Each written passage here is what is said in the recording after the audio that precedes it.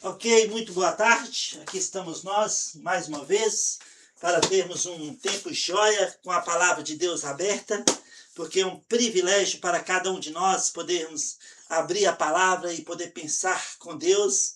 Seja muito bem-vindo todos os alunos de Moçambique, da África, Seja bem-vindo os alunos do Brasil. Pela graça de Deus, nós continuamos de cabeça erguida, correndo a corrida da fé, sabendo que muito em breve Jesus voltará. Amém? Hoje nós vamos ministrar a aula número 9 de Soteriologia, a doutrina da salvação. Amém? Vamos ter um tempo joia, seja muito bem-vindo todos nessa aula de número 9. E para começarmos, vamos orar para nós iniciarmos essa aula. Amém? Precioso Pai, Deus de Abraão, Deus de Isaac, Deus de Jacó, Deus de Israel, nosso Deus e Pai, no nome glorioso de Jesus, esse nome que está acima de todos os nomes, nós te louvamos, te agradecemos pelo privilégio que nós temos de poder abrir sua palavra e poder pensar com o Senhor. Muito obrigado por essa oportunidade. Estenda as suas mãos sobre cada aluno que estará assistindo essa aula, que o Espírito Santo possa instruí-los em nome de Jesus, para que eles sejam bons manejadores da palavra do Senhor, Pai. Te agradecemos por essa oportunidade, te louvamos em nome de Jesus. Amém. Amém? Ok, amados irmãos. E aula de número 9 de Soteriologia, a doutrina da salvação. Se você pode abrir comigo nessa tarde no Evangelho de João, capítulo 3. No Evangelho de João, capítulo 3. Na última aula nós falamos sobre a justificação. Justificados, pois, mediante a fé, nós temos paz com Deus. Amém? Nós temos paz com Deus. E fomos declarados justos, porque Jesus, o justo, morreu pelos injustos que éramos nós, para que nós que éramos injustos tornássemos justos diante de Deus. A justiça de Deus foi satisfeita na cruz do Calvário. E a prova foi a ressurreição de Cristo Jesus no terceiro dia. Ele ressuscitou dentre os mortos. Essa é a prova que a justiça de Deus foi satisfeita. E Jesus imputou a nós a sua justiça. Então, no momento que nós nascemos de novo, e nós vamos falar sobre isso nessa aula, nós fomos declarados justos diante de Deus. Amém? Aleluia. No Evangelho de João, capítulo 3, hoje nós vamos falar sobre a regeneração e a nova vida. A regeneração e a nova vida. E sabe, amados irmãos, tem muitas igrejas, alguns preciosos irmãos, que creem, que acreditam que aquela pessoa que foi salva pela graça de Deus, de alguma maneira, em algum momento da sua vida, ela poderá perder a salvação. Este é o ensino errado da palavra de Deus. Nós temos falado nessas 8 aulas anteriores sobre a obra completa foi feita por Jesus no Calvário. Não dependeu de nós, foi Ele que fez, Ele que consumou a obra. Nós estávamos perdidos, sem Deus e sem esperança no mundo, como está escrito em Efésios 2:12. Mas Deus nos viu de longe, e nos amou com amor eterno, e nos atraiu à cruz do Calvário, na pessoa de Jesus Cristo. E nós fomos salvos pela graça de Deus. E hoje nós podemos, deleitar na esperança de que um dia, muito em breve, Jesus voltará. Seremos arrebatados, encontraremos com o Senhor nos ares. E depois de 7 anos, retornaremos na terra e reinaremos com Cristo por 1000 anos. É o que a palavra de Deus ensina. E nós temos o privilégio, como alunos da palavra de Deus, alunos do Espírito Santo, de ser instruído na verdade. E a palavra de Deus é a verdade. Cada versículo tem um contexto para não ter pretexto. Nós cremos de Gênesis e Apocalipse. Foi inspirado pelo Espírito Santo. E aqui fala, relata o nosso manual de vida, enquanto aqui na terra estivermos né, esperando a volta de Jesus. Nós podemos abrir a palavra de Deus numa devocional e alimentar nossa fé e andar em novidade de vida. Amém? Por quê? Porque fomos salvos pela graça. Fomos salvos e não podemos perder a nossa salvação. Você e eu não podemos perder nossa salvação, porque a obra foi plena, completa na cruz do Calvário. E o autor dessa obra chama Jesus Cristo, que pagou um preço, um alto preço pelos nossos pecados na cruz do Calvário. Foi sepultado e no terceiro dia ressuscitou dentre os mortos. 50 dias depois subiu aos céus, está sentado à destra de Deus Pai Todo-Poderoso e um dia, muito em breve, voltará para nos buscar. Amém? Então, regeneração é uma transformação espiritual, interna e soberana, realizada pelo Espírito Santo, que cria uma nova vida, um novo começo, uma nova esperança, um novo andar, convertendo-nos em um estado de morte espiritual em pecado para uma nova criatura em Cristo. Não é apenas uma mudança de comportamento, mas é uma mudança de coração que habilita a fé, o arrependimento, a reconciliação com Deus. Nós fomos reconciliados com Deus. Nós fomos redimidos por Deus. Nós fomos justificados por Deus mediante a obra de Jesus Cristo. Mas nós fomos também regenerados, lavados. Toda a nossa culpa, todos os nossos pecados tornaram branco como a neve diante do Senhor. Em Isaías capítulo 1, versículo 18, ainda que os seus pecados sejam como o carmesim, tornarão branco como a neve. Oh, aleluia! Perdoados. Na última aula eu falei que nós estamos perdoados. Nós não estamos nos esforçando para ser perdoados. Nós já fomos perdoados. Somos filhos de Deus, herdeiros com Cristo, novas criaturas. Fomos justificados, redimidos, fomos regenerados, lavados pelo sangue de Jesus. Então, assim, um dia nós ouvimos a palavra de Deus, o Evangelho de Jesus Cristo, nós cremos, o Espírito Santo nos convenceu do pecado, do juízo e da justiça, e nós rendemos-nos a Ele, nós nascemos de novo. Nascemos de novo. E aqui é algo tão importante, porque lembra que nós falamos, né, de Adão e Eva. Né? Deus falou para Adão e Eva que no jardim do Éden, que eles podiam comer de todos os frutos, porém, de uma determinada árvore, eles não poderiam comer a árvore da vida e da morte.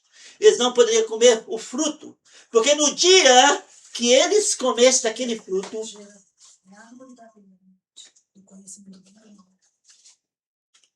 a árvore do conhecimento do bem e do mal, né? E se eles comessem da árvore do conhecimento do bem e do mal, abririam seus olhos e eles certamente iriam morrer, né? Vamos lá, Gênesis capítulo. Vamos lá comigo, Gênesis.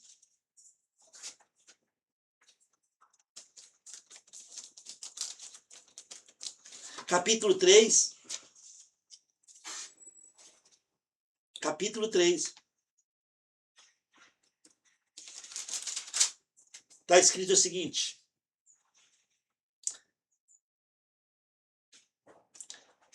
A partir do versículo 1, né? Mas a serpente, mais sagaz que todos os animais selváticos que o Senhor Deus tinha feito, disse à mulher: assim que Deus disse, não comereis de toda árvore do jardim? Respondeu-lhe a mulher: do fruto das árvores do jardim podemos comer, mas o fruto da árvore que está no meio do jardim, disse Deus, dele não comereis, nem tocareis nele, para que não morrais. Assim a serpente disse à mulher: é certo que não morrereis. É certo, olha a sagacidade, é certo que não morrereis. Porque Deus sabe que no dia que dele comerdes, se vos abrirão os olhos, e como Deus sereis conhecedores do bem e do mal. Vendo a mulher que a árvore era boa para se comer, agradável aos olhos e árvore desejável para dar entendimento, tomou-lhe do fruto e comeu, e deu também o marido, e ele comeu. Olha, eles comeram da árvore do jardim que Deus tinha proibido. Então, no momento que Eva comeu, os olhos deles não abriram. Mas no momento que ela deu a Adão, e Adão comeu, abriram seus olhos. Em Gênesis capítulo 2, versículo 17, mas da árvore do conhecimento do bem e do mal não comerás. A árvore do bem, do conhecimento do bem e do mal não comerás. Porque no dia que comer, certamente morrerás. Eles tinham vida ou morte. Estava proposto para eles. Ao mesmo ponto que Deus falou para o povo no deserto, eis que eu te propus vida e morte, escolha, pois, a vida para que vivas. Deus estava dizendo exatamente isso para Adão e Eva. Não come da árvore do conhecimento do bem e do mal, porque o dia que comer, certamente morrerás. Aí a serpente, Satanás sagaz, será mesmo que Deus está certo com isso? Será mesmo que morrerás? E a mulher, vendo o fruto desejoso, comeu, e nada aconteceu com ela. Ela levou para Adão. E no momento que Adão comeu, seus olhos foram abertos. E ali começou o processo de morte. Morte espiritual foi imediata. O homem está morto nos seus delitos e pecados. Efésios capítulo 2, versículo 1. Imediatamente, eles tiveram morte espiritual. Número 2, eles começaram com um processo de morte física. Começaram a envelhecer. E número 3, se eles não crescem na provisão de Deus para eles, certamente teria morte eterna. Apocalipse capítulo 22. Capítulo 20, 21 e 22 fala da morte, separação eterna de Deus. Porém, o que Deus fez? Deus matou um cordeiro, derramou o sangue e fez uma vestimenta para eles. Olha, amados irmãos, o homem, então toda a descendência de Adão, já nasceram mortos em seus delitos e pecados. E esta era a nossa condição também. Estávamos mortos em nossos delitos e pecados, mortos espiritualmente. Então, aqui em João capítulo 3, Jesus, Nicodemos, um ancião, um fariseu, doutor da lei, foi ter com Jesus durante a madrugada. E ele queria saber como ele devia fazer para ser salvo. E o que Jesus disse? Olha o versículo 3 a 6. Evangelho de João, capítulo 3, versículo 3 a 6.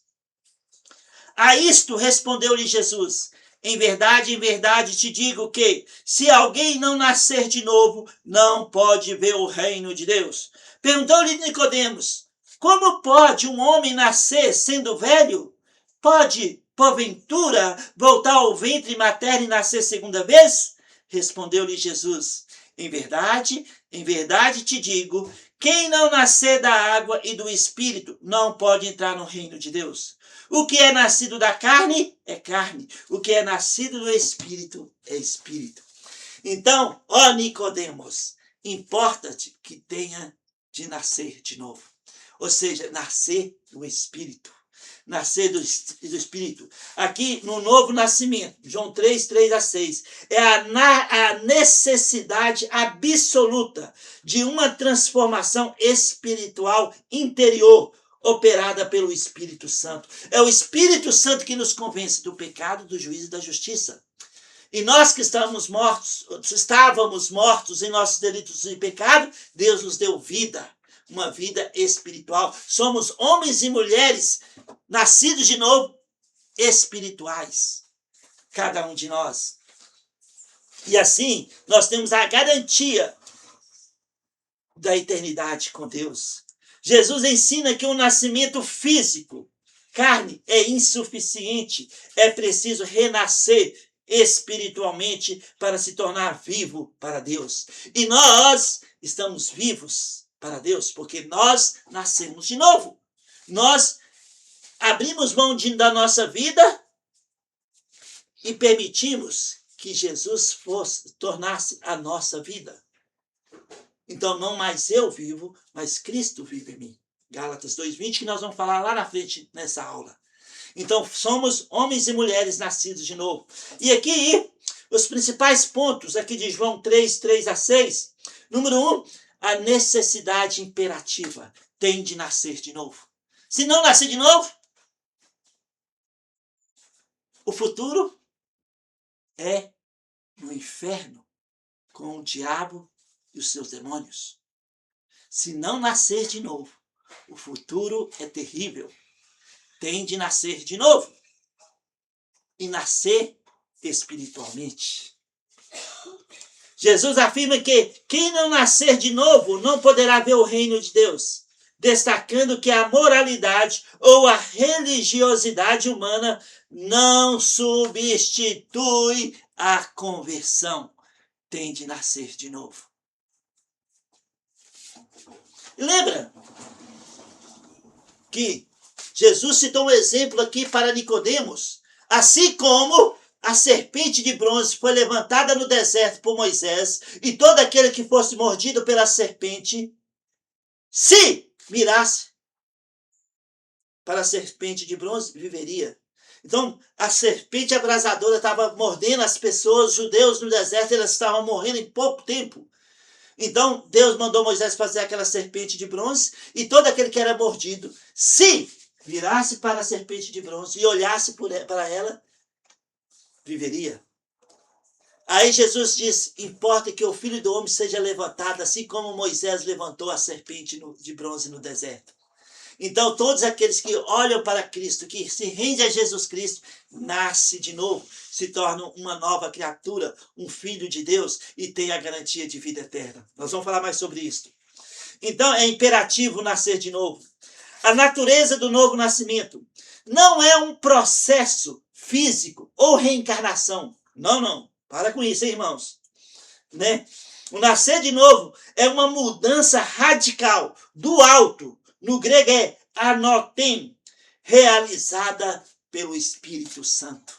Ele nos convenceu do pecado, do juízo da justiça, e no momento que nós nascemos de novo, nós somos regenerados, lavados. Todos os nossos pecados foram nós tornamos limpos, brancos, como a lã, como está em Isaías capítulo 1, versículo 18.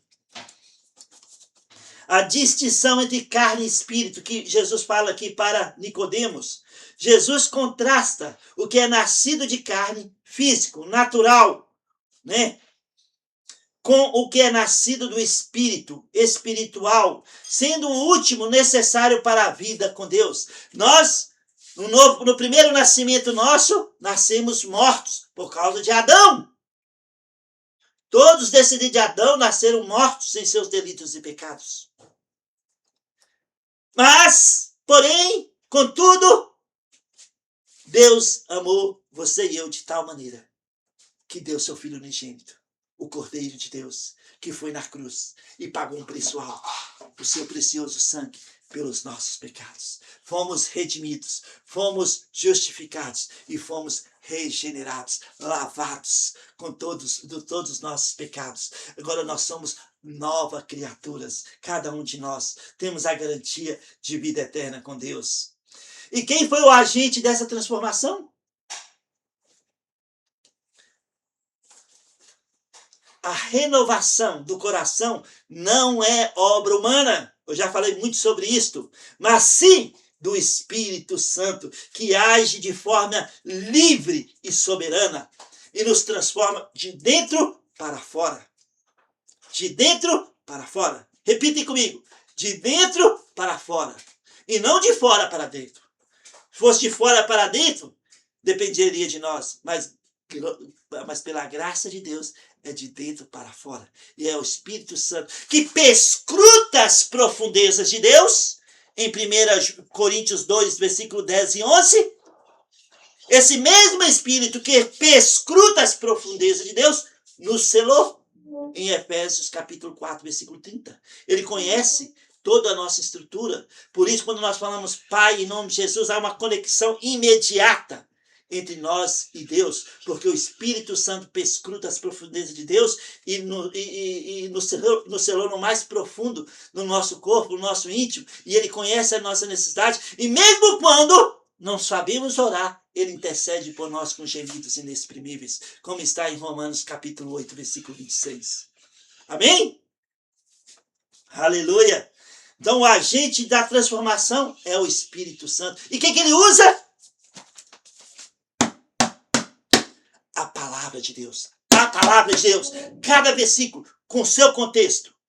E vai criando convicções em nossos corações. E a palavra de Deus vai nos transformando de dentro para fora. O Espírito Santo vai nos dando, sabe, discernimento. Fazendo a palavra tornar rema em nossas vidas. E há uma transformação de dentro para fora. Aleluia. Amém? O significado de água e espírito, como que Jesus diz para Nicodemos, comumente interpretado como a purificação interior, água, e a nova vida dada pelo Espírito Santo. A água representa também representa a palavra de Deus. É ela que ela perscruta o mais profundo do nosso íntimo, dividindo medula, a alma e a medula, dividindo, separando, como está escrito em Hebreus capítulo 4. Ela perscruta o mais profundo do íntimo e há uma transformação de dentro para fora. A palavra de Deus é fantástica. Por isso, nós procuramos manejar bem a palavra de Deus, né? Como está escrito em 2 Timóteo capítulo 2, versículo 15.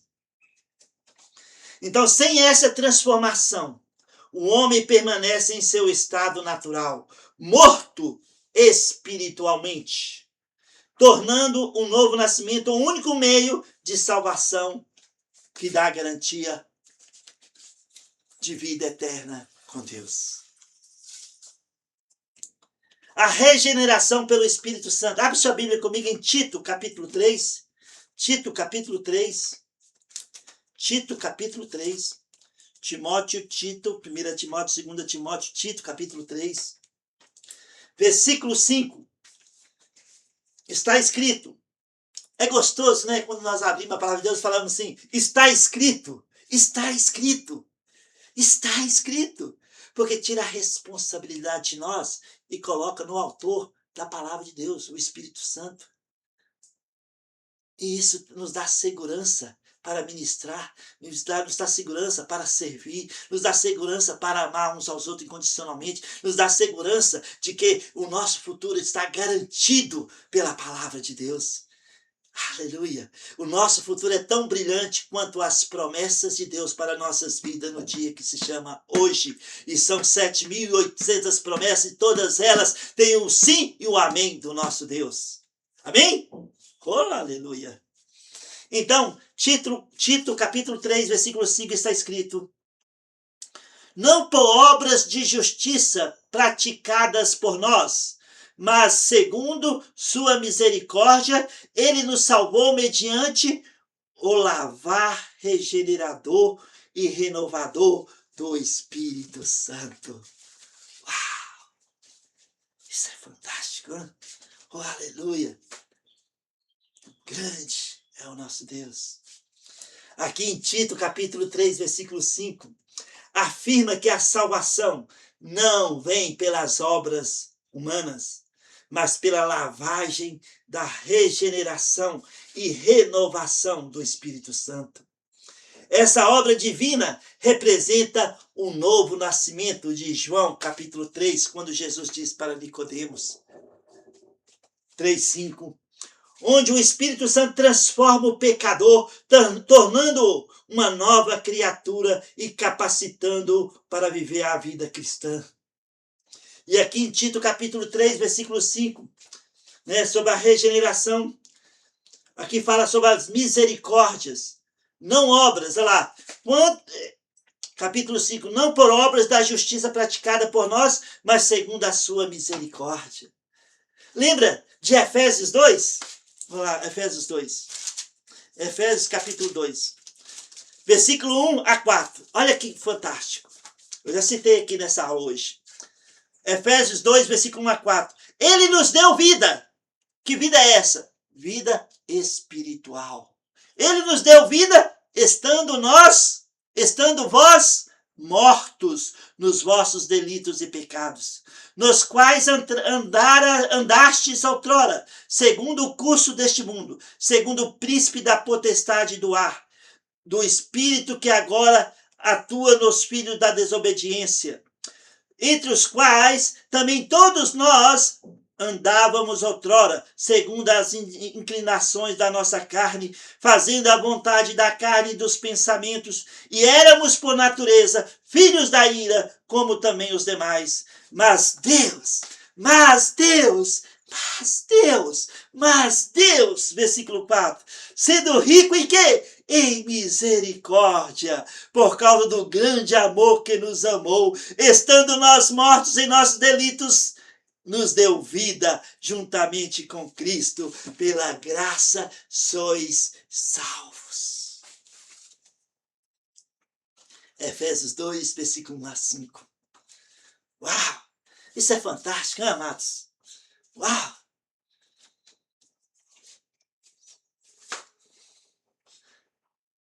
Por causa da sua muita misericórdia, porque Ele nos amou. A salvação é fruto da bondade de Deus e não da nossa própria justiça. A lavagem, a regeneração, simboliza a purificação dos pecados e o início de uma nova vida com Deus. Renovação do Espírito Santo.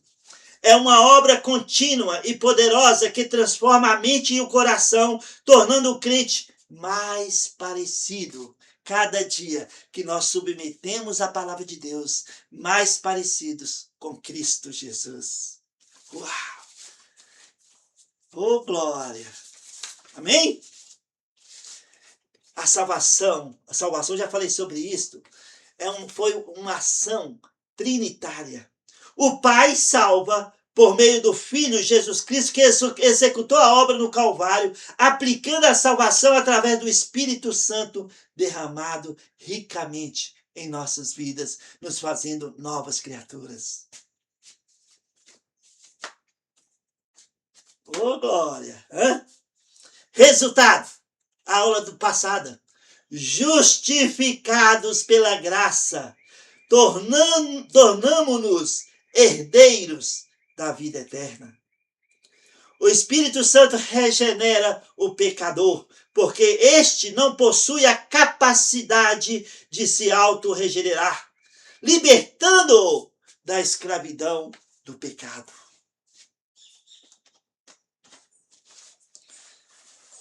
Uau! Fantástico, né? Deus é bom. O nosso Deus é bom. Misericordioso, as suas misericórdias renovam cada manhã em nossas vidas. A criação de uma nova natureza. Em 2 Coríntios 5, 17, olha lá comigo. 2 Coríntios capítulo 5.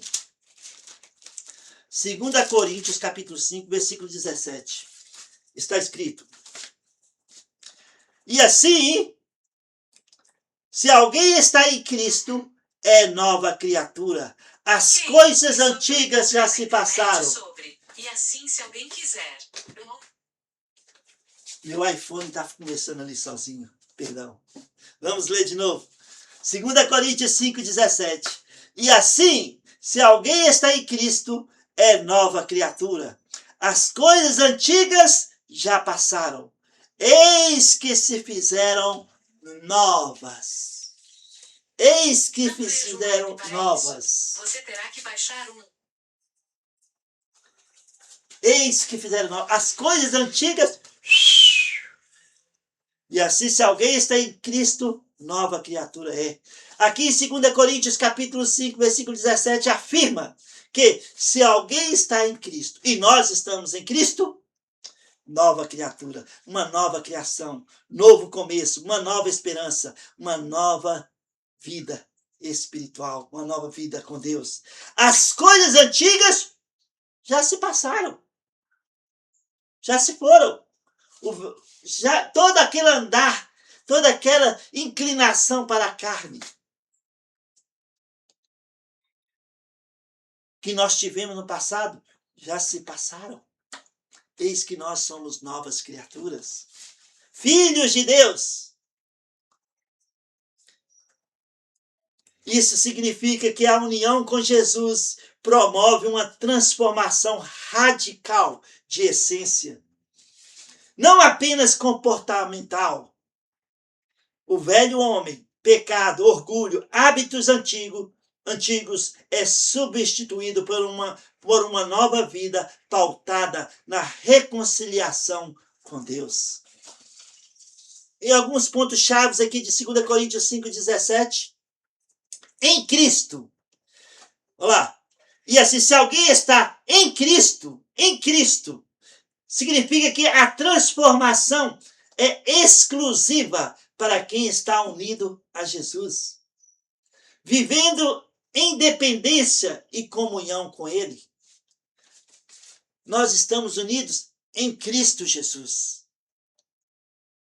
a pedra angular, o Rei dos Reis, Senhor dos Senhores, aquele que era, que é e que há de vir, o nosso Redentor, o Santo de Israel, o nosso grande Salvador, que pagou um preço alto por nós na cruz do Calvário, Jesus Cristo. Estamos unidos em Cristo, nova criatura. Não é uma reforma do velho homem. Muitas vezes nós agimos de uma forma que, depois de nascer de novo, queremos moldar o velho homem no novo homem. Mas não foi isso que Deus fez. Deus matou o velho homem na cruz do Calvário. Fomos crucificados com Cristo, Romanos 6,6. Fomos mortos com Cristo, Romanos 6,8. Fomos sepultados e ressurretos com Cristo, Romanos 6,4. Agora nós temos uma nova identidade. Não mais eu vivo, mas Cristo vive em mim. Gálatas 2,20, que eu vou falar daqui a pouquinho. Então as coisas antigas já se passaram. Fomos crucificados com Cristo, mortos com Cristo, ressurretos com Cristo. Não mais nós vivemos. Cristo vive em nós. Tudo se fez novo.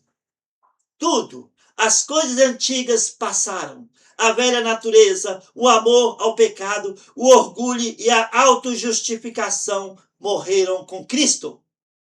Tudo se fez novo. Surge uma nova mentalidade, nova forma de enxergar o mundo e novo comportamento guiados pelo Espírito Santo. Uau!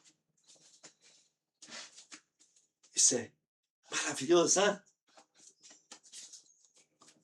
Então nós passamos a ter uma nova identidade e missão. O cristão, o crente, o nascido de novo, deixa de ser escravo do pecado e torna-se embaixador da reconciliação, capacitado pela justiça de Deus. Lá em 1 Pedro, capítulo 1, olha lá comigo. 1 Pedro, capítulo 1.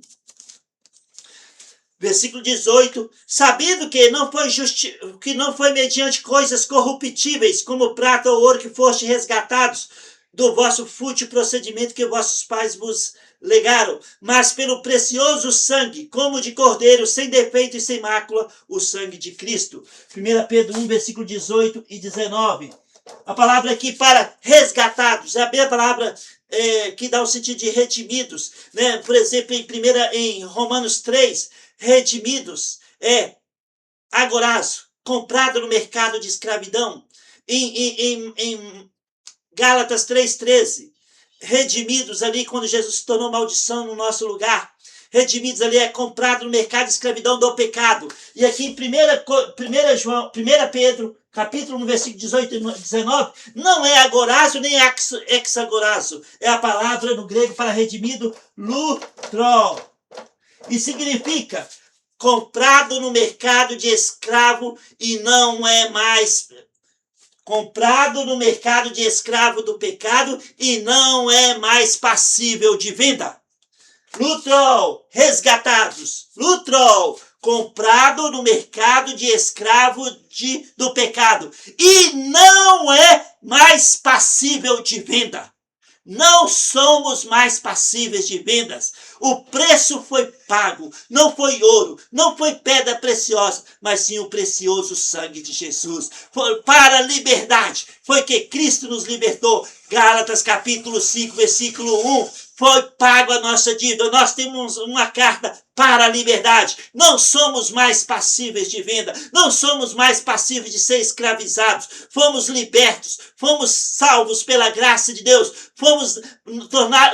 Deus nos fez novas criaturas, herdeiros com Cristo, filhos de Deus, parte de um povo de propriedade exclusiva de Deus. Tito capítulo 2, versículo 14. Lutrol, comprado no mercado de escravidão do pecado, e não somos mais passíveis de venda. Temos uma nova identidade. Não mais eu vivo, não mais você vive, mas Cristo vive em nós. Então, nós estamos seguros. Não somos mais passíveis de venda. A nova criatura olha para fora, para Cristo, em vez de para dentro, para si mesmo. É uma mudança de dentro para fora, onde o velho é deixado para trás e a nova vida ganha um início. Então nós somos pessoas nascidas de novo, salvos pela graça de Deus e temos a garantia de vida eterna com Deus. Amém? Aleluia! Então, o nosso quarto ponto da nossa aula hoje é vida eterna com Deus. É a segurança da salvação. O crente, o nascido de novo, não! Vou escrever aqui, bem forte.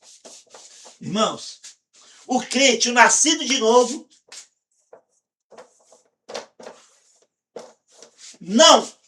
não pode perder a salvação. Não pode perder a salvação.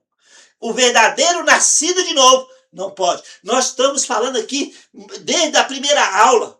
A questão do pecado foi resolvido na cruz. 1 João 2,2, Jesus morreu pelos pecados de toda a humanidade. Ele é a oferta e o ofertante. Hebreus fala sobre isso. Mas isso não significa que toda a humanidade será salva. Não.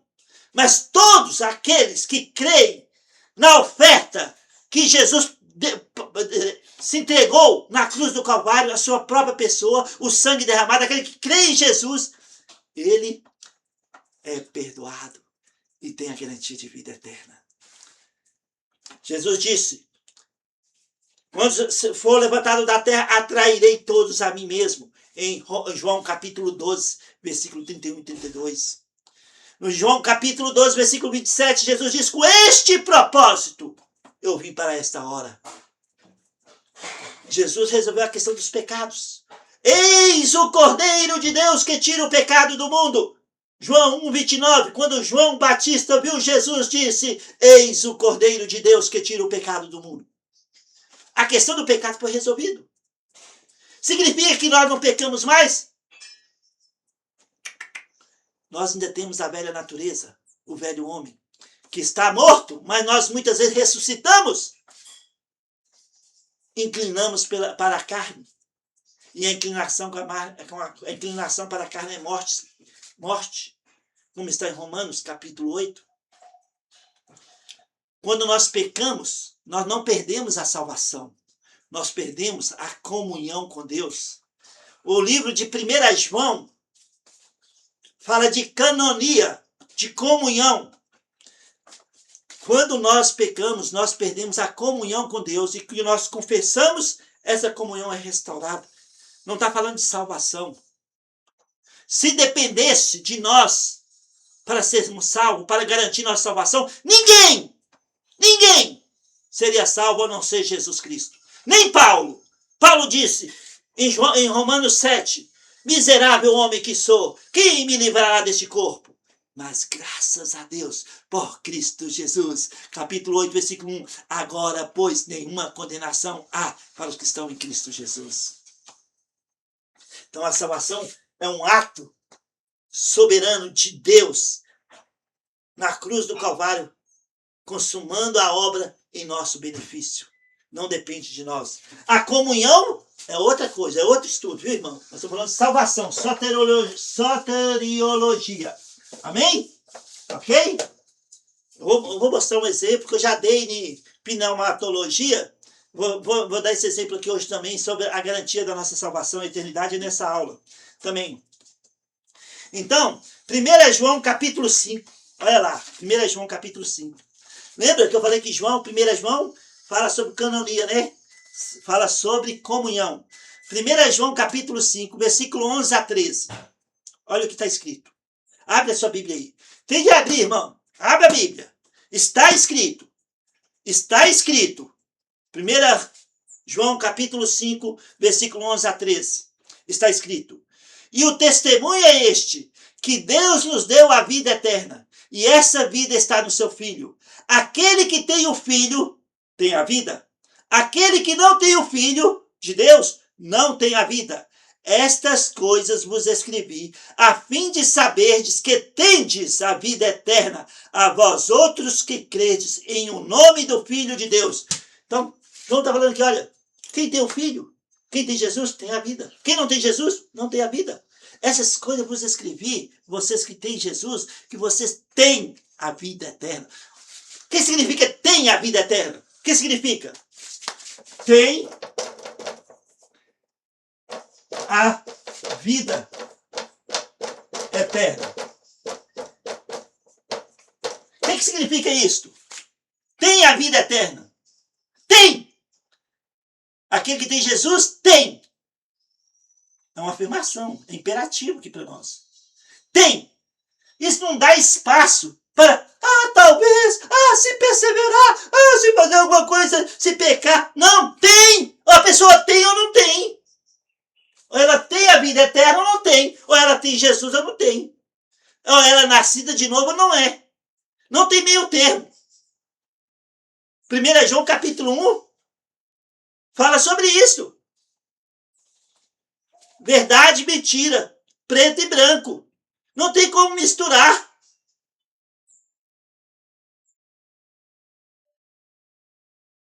Então, 1 João capítulo 1. Vou ler para os irmãos.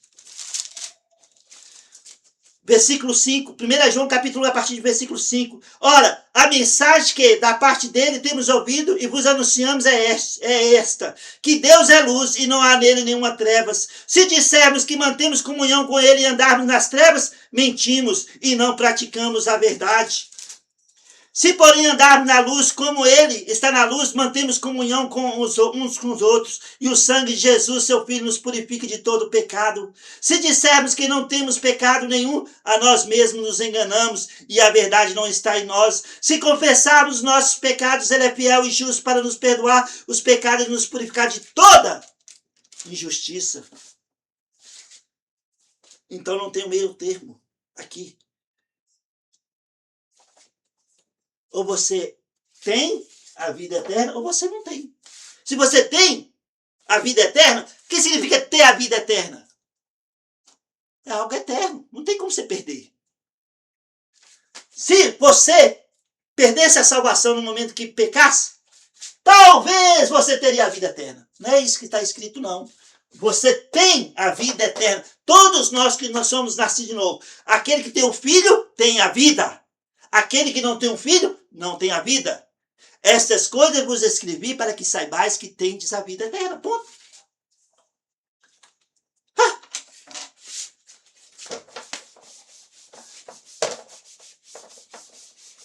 Quando eu era missionário no sul do Brasil, né, em Florianópolis, uma vez veio um irmãozinho de uma igreja, que eu não vou citar o nome, que com certeza tem na África, né? E esse irmãozinho, né, era um professor de geografia, e ele veio até mim desesperado, foi lá encontrar comigo na igreja e falou: pastor, eu estou assim muito confuso, eu sou um professor e eu fui para o culto domingo e o pastor falou lá que aquele que não deu os dízimos perdeu a salvação. Falei: ô irmão, Essa chantagem emocional não vem, não condiz com o que a palavra de Deus fala. O dízimo é um ato de fé entre a pessoa e Deus. Não tem nada a ver com salvação. A salvação foi única, exclusiva e soberana de Deus na cruz, na pessoa de Jesus Cristo. É pela graça. Nem Jesus, todos nós que somos nascidos de novo, temos a vida eterna. Ou você tem, ou você não tem. Se você é nascido de novo, então você tem. E você não pode perder o que você tem, que é eterno. Ponto. Simples. Simples. Aqui em 1 João capítulo 5, 11 a 13. A vida eterna não é algo que construímos, mas algo que Deus nos deu. Ela é exclusivamente em seu Filho Jesus. O presente. A vida eterna não é apenas futura, é uma realidade atual para cada um de nós que nascemos de novo, que temos o Filho de Deus, Jesus Cristo, como Salvador. A condição. Ter o Filho significa crer no seu nome. Quem não tem Jesus, o Filho de Deus, não possui a vida. E essa certeza de vida eterna que nós temos está fundamentada na palavra de Deus. Que quem tem um filho tem a vida. Quem não tem um filho não tem a vida. Essa certeza João escreve para que os crentes saibam. Não apenas esperem, mas que saibam que têm a vida eterna agora, oferecendo segurança da salvação. Lá, em pneumatologia, eu dei essa ilustração, vou dar para vocês de novo aqui, que talvez tenha algum aluno aqui que está fazendo essa matéria e não fez pneumatologia. Sobre a garantia de vida eterna. Nós temos a vida eterna. Em Êxodo, capítulo 12, relata a 10ª praga sobre os egípcios, que era a morte do primogênito, de todo aquele que não tivesse o sangue no umbral da porta. Aqui, no capítulo 12, abre lá comigo. Êxodo, capítulo 12, versículo 2. Este mês vos será o principal dos meses. Será o primeiro mês do ano. Falai a toda a congregação de Israel, dizendo: aos 10 deste mês, cada um tomará para si um cordeiro, segundo a casa dos pais. Um cordeiro para cada família. Olha, aqui o primeiro mês, Israel, hoje, tem 2 calendários. Nós temos o calendário cristão, né? Que é janeiro, fevereiro, março, abril, maio, junho, julho, agosto, setembro, outubro, novembro, dezembro. Mas Israel tem 2 calendários. Um civil, que o primeiro mês do calendário civil, essa é Tisri, S-R, Tis, deixa eu ver aqui, para mim não errar aqui, H-R-E-I, Tisri. Do calendário civil, Tisri é o primeiro mês do calendário civil judaico. E esse primeiro mês, Tisri, do calendário civil. Por quê? Civil. Acontece na 2ª quinzena de setembro e 1ª quinzena de outubro. Neste mês tem algumas festas. Interessante. O Rosh Hashanah, que é a festa do Ano Novo, acontece no primeiro dia de Tisri. O tabernáculo acontece nesse mês. Yom Kippur, o dia do sacrifício, acontece nesse mês de Tisri, no 10º dia, que é no 14º dia, que é o dia do sacrifício. Então aqui, Moisés está falando para o povo, ao 10 do primeiro mês do calendário religioso. Aí o calendário religioso, o primeiro mês é essa palavra aqui, ó, Adar. Religioso.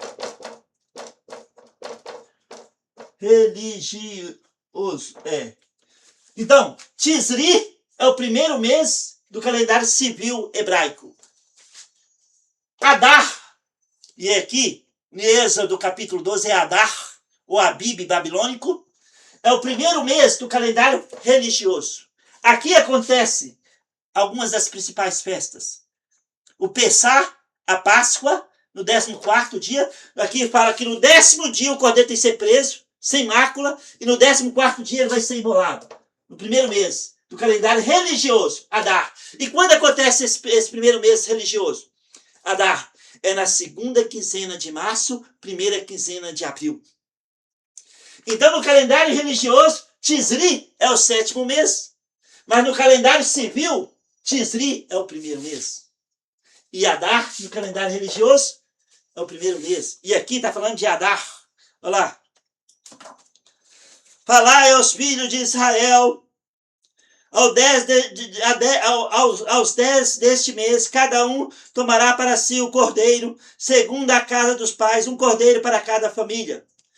E no versículo 6, e guardareis até o 14º dia deste mês, e todo o ajuntamento da congregação de Israel o imolará no crepúsculo da tarde. Tomarão do sangue, versículo 7, e o porão em ambas as ombreiras, e na verga da porta, das casas em que o comerem. Perdão. Naquela noite comerão o sangue. Perdão, não como sangue. O avião aqui passando em cima aqui me distraiu. Naquela noite comerão a carne assada no fogo, com pães asmos e ervas amargas a comerão. Não comereis do animal nada cru, nem cozido em água, porém assado ao fogo, a cabeça, as pernas e a fressura. Nada deixareis dele até pela manhã.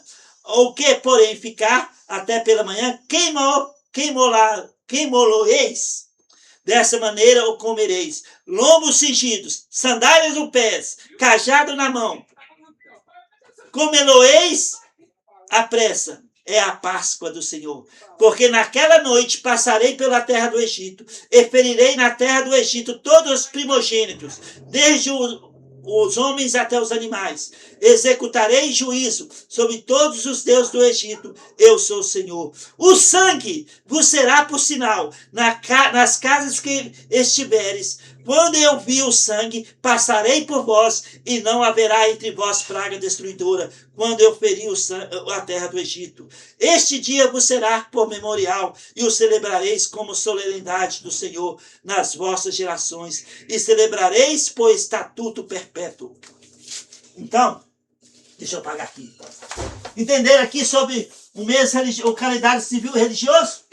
Aqui temos, então, algo tão importante para nós, como ilustração nessa tarde.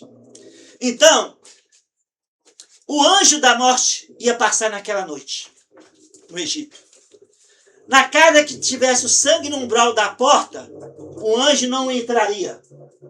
Mas na casa que não tivesse o sangue no umbral da porta, o primogênito daquela casa seria morto. Está entendendo? Agora, vamos voltar naquele tempo. Vamos visitar duas casas naquele tempo. Uma aqui e outra aqui. Vamos embora pôr aqui um umbral, a porta. Aqui, nessas duas casas, vão representar dois crentes. O crente que crê que pode perder a salvação se pecar, e o crente que crê que não pode perder a salvação, porque a obra está consumada. Ok? Então, o número 1 é o crente que acha que pode perder a salvação. O número 2 é o crente que crê que não pode perder a salvação. Ok? Então, os dois, Deus deu a ordem que no umbral da porta passaria o sangue no umbral da porta, do cordeiro. E eles passaram o sangue no umbral. Numa porta. Vamos um pouquinho. Os dois passaram o sangue. Então, vamos visitar a primeira casa número 1, que representa os crentes que creem que pode perder a salvação. Nós chegamos aqui. Nós chegamos na primeira casa. Batemos na porta. Nós vemos o sangue no umbral da porta. E a porta é aberta. Nós entramos e tem uma família nessa casa. E o pessoal está triste. Estão orando, perseverando. E nós perguntamos, qual o motivo dessa inquietação nos corações de vocês? Aí o rapaz vem nos atender e fala, olha, eu sou o primogênito dessa família. E o anjo da morte vai passar na terra nessa noite. E vai matar todos os primogênitos da terra, do Egito. Então, nós estamos aqui orando e perseverando para passar essa noite rápida. Aí nós falamos assim, peraí, mas Deus de Abraão, Deus de Isaac, Deus de Jacó, o Deus de vocês não deram um sinal para vocês? Sim, o sangue no umbral da porta. Nós passamos sangue no umbral da porta. Mas quem nos garante que isso vai ser suficiente? Então eu tenho de perseverar em oração aqui até o anjo da morte passar. Aí nós saímos da casa número 1 e vamos para a casa número 2. Casa número 1 representa os crentes que creem que pode perder a salvação. Casa número 2 representa os crentes que creem que não podem perder a salvação. Aí nós vamos na casa número 2. E nós chegamos, já vimos sangue no umbral da porta. E nós batemos na porta. Aí vem um rapaz a abrir a porta, todo alegre, sorridente. Uau! E o pessoal cantando lá no fundo, assando o cordeiro, aquele cheiro gostoso. E eles estão cantando, Revenu Shalom Aleichem, Revenu Shalom Aleichem, Revenu Shalom, Shalom, Shalom Aleichem. Né? Anunciamos a paz, paz para você. Toda alegre família, e nós perguntamos, por que esse motivo? Por que essa festa? Por que essa alegria? E o jovem fala, você não sabe? O nosso Deus vai nos tirar essa noite da escravidão e vai nos levar para uma terra que mana leite e mel. Uau, nós estamos felizes. Aí nós pensamos, peraí, e o anjo da morte vai passar essa noite. O seu vizinho está ali perseverando, estão ali ansiosos, com medo. Aí o rapaz fala assim, nós temos a palavra de Deus, que disse, onde estiver o sangue no umbral da porta, o anjo da morte não vai entrar. Os dois passaram o sangue no umbral da porta. Mas um estava com medo, inseguro, inquieto, ansioso. O segundo estava tranquilo, cantando, louvando a Deus, porque ele estava certeza que Deus ia tirar seu povo da terra da escravidão e levar para uma terra que mana leite e mel. O anjo da morte passou essa noite. Qual dos dois foram salvos? Qual dos dois foi salvo? O número 1 ou o número 2? Eu te digo. Os dois foram salvos. Os dois. Não dependia do que ele estava achando ou pensando. Dependia do quê? Do sangue no umbral da porta. Onde estiver o sangue no umbral da porta, o anjo da morte não vai entrar. Então o anjo da morte passou e os dois foram salvos. Então, nós cremos que o sangue de Jesus foi, é e será eternamente suficiente. Quem tem um filho, primeira mão, quem tem um filho, tem a vida. Quem não tem um filho, não tem a vida. Essas coisas eu vos escrevi para que saibais que tendes a vida eterna. Então nós temos. 1 Pedro, vamos lá. 1 Pedro, capítulo 1. Olha lá. 1 Pedro, capítulo 1, versículo 23 e 24. Está escrito. Pois fostes regenerados, lavados. Pois fostes regenerados. Não de semente corruptível, mas de incorruptível, mediante a palavra de Deus, a qual vive e é permanente. Pois toda a carne é como a erva, e toda a sua glória é como a flor da erva. Seca-se a erva e cai a sua flor. A palavra de Deus, porém, permanece eternamente. E o que diz a palavra? 1 João, capítulo 5, versículo 11 a 13. E o testemunho é que Deus nos deu a vida eterna. E essa vida está no seu Filho. Aquele que tem um filho tem a vida. Aquele que não tem um filho, de Deus não tem a vida. Essas coisas vos escrevi a fim de saberdes que tendes a vida eterna. Pronto. Nós temos a vida eterna. Porque foi pago um preço. O sangue de Jesus e a palavra de Deus é a nossa garantia que nós temos a vida eterna. Então, em resumo, A vida eterna é uma dádiva inesgotável, concedida por Deus, que começa no momento em que alguém recebe Jesus Cristo como Salvador pessoal. Por isso Jesus disse em João 5:24, em verdade vos digo, quem ouve a minha palavra e crê naquele que me enviou, tem a vida eterna. Tem a vida eterna. Tem. Por isso Paulo disse em Romanos 10:9, se com a tua boca confessar Jesus como Senhor e em teu coração crê que Deus o ressuscitou dos mortos, será salvo. Afirmativo, será salvo.